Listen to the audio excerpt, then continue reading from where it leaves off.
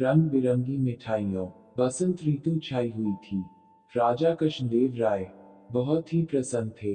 वे तेनालीराम के साथ बाग में टहल रहे थे। वे चाह रहे थे कि एक ऐसा उत्सव मनाया जाए जिसमें उनके राज्य के सारे लोग सम्मिलित हों।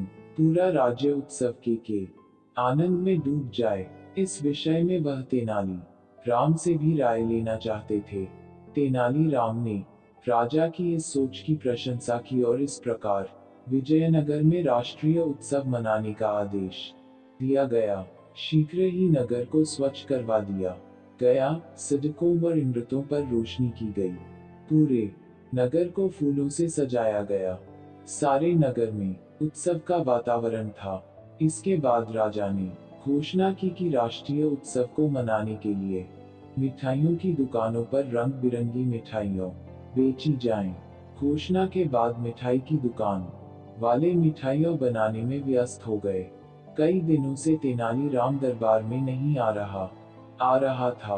राजा ने तेनालीराम को ढूंढने के लिए सिपाहियों को भेजा, परंतु वे भी तेनालीराम को नहीं ढूंढ पाए। उन्होंने राजा को इस विषय में सूचित किया। इससे राजा और भी अधिक चिंतित हो गए। उन्होंने तेनालीराम को सतर्कता पूर्वक ढूंढने का आदेश दिया। कुछ दिन बाद सैनिकों ने तेनालीराम को ढूंढ निकाला। वापस आकर वे राजा से बोले, महाराज तेनालीराम ने कपड़ों की रंगाई की दुकान खोल ली है तथा वह सारा दिन अपने इसी काम में व्यस्त रहता है। जब हमने उसे अपने साथ आने को कहा तो उसने आने से मना कर दिया। यह सुनकर राजा क्रोधित हो गए। वह सैनिकों से बोले, मैं तुम्हें आदेश देता हूँ कि तेनालीराम को जल्दी से जल्दी पकड़कर यहाँ ले आओ। यदि वह तुम्हारे साथ न आए तो उसे बलपूर्वक लेकर आओ। राजा के आदेश का पालन करते हुए सैनिक तेनालीराम को बलपूर्वक पकड़कर दरबार में ले आए। राजा ने पूछा, तेनाली, तुम्हें लाने के लिए जब मैंने सैनिकों को भेजा तो तुमने शाही आदेश का पालन क्यों नहीं किया तथा तुमने यह रंगरेज की दुकान क्यों खोली? हमारे दरबार में तुम्हारा अच्छा स्थान है जिससे तुम अपनी सभी आवश्यकताएं पूरी कर सकते हो। तेनालीराम बोला, महाराज, दरअसल मैं राष्ट्रीय उत्सव के लिए अपने वस्त्रों को रंगना चाहता था। इससे पहले कि सारे रंगों का प्रयोग दूसरे कर लें, मैं रंगाई का कार्य पूर्ण कर लेना चाहता था। सभी रंगों के प्रयोग से तुम्हारा क्या तात्पर्य है? क्या सभी अपने वस्त्रों को रंग रहे हैं?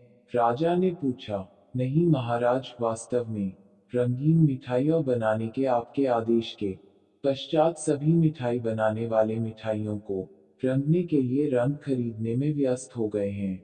यदि वे सारे रंगों को मिठाइयों को रंगने के लिए खरीद लेंगे तो मेरे वस्त्र कैसे रंगे जाएंगे? इस पर राजा को अपनी भूल का एहसास हुआ। वह बोले, तो तुम यह कहना चाहते हो कि मेरा आदेश अनुचित है? मेरे आदेश का लाभ उठाकर मिठाइयों बनाने वाले मिठाइयों को रंगने के लिए घटिया व हानिकारक रंगों का प्रयोग कर रहे हैं। उन्हें केवल खाने योग्य रंगों का ही उपयोग करना चाहिए। इतना कहकर महाराज ने तेनालीराम को देखा। तेनालीराम के चेहरे पर वही चिर परिचित मुस्कुराहट थी। राजा कृष्णदेव राय ने गंभीर होते हुए आदेश दिया कि जो मिठाई बनाने वाले हानिकारक रासायनिक रंगों का प्रयोग कर रहे हैं उन्हें कठोर दंड दिया जाए। इस प्रकार तेनालीराम ने अपनी बुद्धि के प्रयोग से एक बार फिर विजयनगर के लोगों की रक्षा की।